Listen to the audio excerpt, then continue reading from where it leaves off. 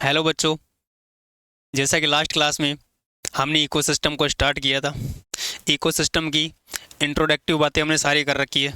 आपको समझाया था कि एक इकोसिस्टम में बायोटिक और एबायोटिक कंपोनेंट्स आपस में इंटरेक्शन कर लेते हैं और उसी इंटरेक्शन को हम इकोसिस्टम के नाम से जानते हैं।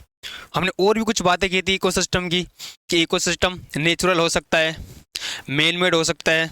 नेचुरल और मैन मेड। नेचुरल में भी हमने दो टाइप याद किए थे, या तो वो टेरेस्ट्रियल इकोसिस्टम हो सकता है या वो एक्वेटिक इकोसिस्टम हो सकता है। हमने मैन मेड में भी दो टाइप के बताए थे आप लोगों को, या तो वो टेरेस्ट्रियल हो सकता है या मैन मेड हो सकता है। आगे हम जो डिस्कस करने वाले वो हम डिस्कस करेंगे एक इकोसिस्टम की स्ट्रक्चर की। जैसा कि हम जानते हैं कि जब बात इकोसिस्टम की स्ट्रक्चर की आती है तो हम बताते हैं कि किसी भी एरिया में टोटल बायोटिक और total abiotic components, total biotic और टोटल एबायोटिक कंपोनेंट्स किसी भी एरिया में इकोसिस्टम का फॉर्मेशन करते हैं।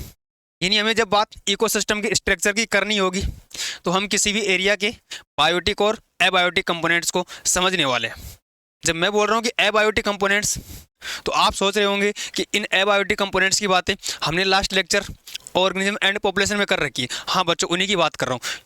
एबायोटिक कंपोनेंट्स जैसे कि लाइट, टेम्परेचर, सोयल, एयर और वाटर, इन सब की बातें हमने ऑर्गेनिज्म एंड पॉपुलेशन वाले चैप्टर में कर रखी है, तो इसको हम यहाँ डिस्कस नहीं करेंगे।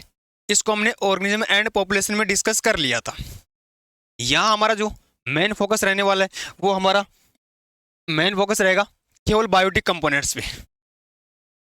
जब बात बायोटिक कंपोनेंट्स की आती है तो हम बताते हैं कि बायोटिक कंपोनेंट्स को हमने दो पार्ट में डिवाइड कर रखा है, प्रोड्यूसर्स एंड कंज्यूमर्स। प्रोड्यूसर्स और कंज्यूमर्स बोलो ऐसे ऑर्गेनिज्म जो अपना फूड खुद बनाते हैं।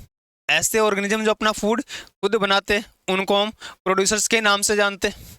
ऐसे ऑर्गेनिज्म जो अपना फूड खुद नहीं बनाते, वे डायरेक्टली और इनडायरेक्टली डिपेंड है प्रोड्यूसर्स पर, उनको हम कंज्यूमर्स के नाम से जानते हैं। तो अपने पास बायोटिक कंपोनेंट्स दो टाइप के हो गए।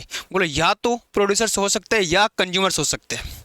हम प्रोड्यूसर्स को ऑटोट्रोपिक ऑर्गेनिज्म भी बोल सकते हैं क्योंकि अपना फूड वो खुद बनाते हैं। हम कंज्यूमर्स को हेट्रोट्रोपिक ऑर्गेनिज्म भी बोल सकते हैं क्योंकि अपना फूड वो खुद नहीं बनाते, वो अपने फूड के लिए डायरेक्टली या इनडायरेक्टली डिपेंड है प्रोड्यूसर्स पर।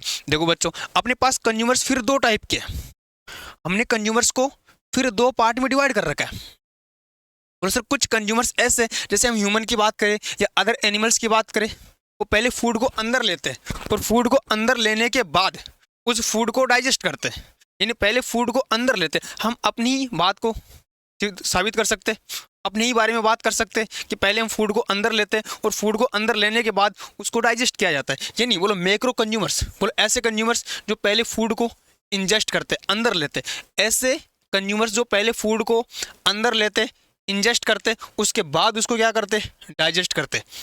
पहले फूड को अंदर लिया जाता है, उसके बाद फूड का डाइजेशन किया जाता है। अगर फूड को बाद में डाइजेस्ट किया जा रहा है तो हम बताएंगे मैक्रो कंज्यूमर्स। इसको हम किस नाम से जानते हैं, मैक्रो कंज्यूमर्स।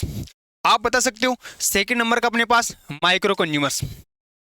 इसमें हम डिस्कस करते हैं कि बोलो ऐसे कंज्यूमर्स जो पहले फूड को डाइजेस्ट करते हैं, ऐसे कंज्यूमर जो पहले फूड को डाइजेस्ट करते हैं उसके बाद उसको इंजेस्ट करते हैं। जैसे बात करो आप बैक्टीरिया की, बात करो आप फंगस की, क्या इनको हम डीकम्पोजर्स बोल सकते हैं? हाँ बच्चों बिल्कुल, इनको हम डीकम्पोजर्स बोल सकते हैं। लेकिन ऐसे ऑर्गेनिज्म जो पहले फूड को डाइजेस्ट करते हैं उसके बाद उसको इंजेस्ट करते हैं उनको हम माइक्रो कंज्यूमर्स के नाम से जानते हैं। आप बोल रहे हो मैक्रो कंज्यूमर्स जो पहले फूड को अंदर लेते उसके बाद उसको डाइजेस्ट करते। ये टोटल तीन टाइप के, बोलिए प्राइमरी कंज्यूमर्स हो सकते, ये सेकेंडरी कंज्यूमर्स हो सकते, ये टर्सरी, या बच्चों इन्हीं को हम टॉप कंज्यूमर्स के नाम से जानते हैं। प्राइमरी, सेकेंडरी और टर्सरी या टॉप कंज्यूमर्स जो पहले फूड को अंदर लेते देन उसके बाद उसको डाइजेस्ट करते हैं। हम बात करते हैं बच्चों प्रोड्यूसर्स की। जब हम बात प्रोड्यूसर्स की करते हैं तो प्रोड्यूसर्स ऐसे ऑर्गेनिज्म होते हैं जो अपना फूड खुद बनाते हैं। प्रोड्यूसर्स ऐसे ऑर्गेनिज्म होते हैं जो अपना फूड खुद बनाते हैं, और जो ऑर्गेनिज्म अपना फूड खुद बनाते हैं उनको हम ऑटोट्रोपिक ऑर्गेनिज्म के नाम से जानते हैं। जो अपना फूड खुद बनाते हैं उनको हम ऑटोट्रोपिक ऑर्गेनिज्म के नाम से जानते हैं। बच्चों आपको मैं एक बात और क्लियर कर दूं, किसी भी इकोसिस्टम में लाइट को अगर एंटर करवाना है तो प्रोड्यूसर्स ही वो कंपोनेंट है, वो फैक्टर है जिसकी सहायता से किसी भी इकोसिस्टम में लाइट एंटर होती है। क्या प्रोड्यूसर्स किसी भी एनवायरनमेंट के, किसी भी इकोसिस्टम के इंपॉर्टेंट कंपोनेंट है? बिल्कुल। किसी भी इकोसिस्टम के, किसी भी एनवायरनमेंट के इंपॉर्टेंट फैक्टर्स में हम प्रोड्यूसर्स को इंक्लूड करते हैं। देखो मैंने प्रोड्यूसर्स के दो नाम लिख रखे, पहला है कन्वर्टर और दूसरा है ट्रांसड्यूसर। ट्रांसड्यूसर का मतलब यही होता है, किसी भी इकोसिस्टम में एनर्जी अगर एंटर करती है, किसी भी इकोसिस्टम में अगर एनर्जी एंटर करती है तो उस एनर्जी को एंटर करवाने में सबसे बड़ा रोल प्रोड्यूसर्स का है। क्योंकि हमारे पास पिगमेंट नहीं है, किसी एनिमल्स के पास पिगमेंट नहीं है, माइक्रोब्स के पास पिगमेंट नहीं है। पिगमेंट है तो सिर्फ किसके पास है? फोटोसिंथेटिक पिगमेंट सिर्फ प्लांट के पास है। यानी जिनके पास फोटोसिंथेटिक पिगमेंट्स होते हैं वही ऑर्गेनिज्म लाइट एनर्जी का यूज कर पाते हैं, और उसी लाइट एनर्जी को यूज करके वो केमिकल एनर्जी में कन्वर्ट करते हैं। यानी वो लाइट एनर्जी को यूज करते हैं और उसी लाइट एनर्जी को आगे चलकर वो केमिकल एनर्जी में कन्वर्ट करते हैं। लाइट एनर्जी को केमिकल एनर्जी में कन्वर्ट किया जा रहा है, इसलिए नाम क्या दे दिया हमने बच्चों? इसको कन्वर्टर नाम दे दिया। तो प्रोड्यूसर्स को आप कन्वर्टर बोल सकते हो क्योंकि लाइट एनर्जी को यूज करते हैं, उसको केमिकल एनर्जी में कन्वर्ट करते हैं। सेकंड बात, आप इसको ट्रांसड्यूसर बोल सकते हो। ट्रांसड्यूसर, हाँ, ये किसी भी इकोसिस्टम में एनर्जी एंटर करवाने का एकमात्र रास्ता है। इसके अलावा आप किसी भी इकोसिस्टम में एनर्जी को एंटर नहीं करवा सकते हो। मैंने बोला कि ये सर वो ऑर्गेनिज्म है जो अपना फूड खुद बनाते हैं, यानी ऑटोट्रोपिक ऑर्गेनिज्म है। जब बात फूड खुद बनाने की आती है तो आपके माइंड में एक क्वेश्चन तो आ रहा होगा कि सर अगर एनर्जी के बिना क्या फूड बना सकते हैं? क्या ये वो ऑर्गेनिज्म है जो बिना एनर्जी फूड बनाते हैं? तो मैं क्लियर कर दूं कि इस अर्थ पर ऐसा कोई भी ऑर्गेनिज्म नहीं है जो विदाउट एनर्जी फूड बना सके।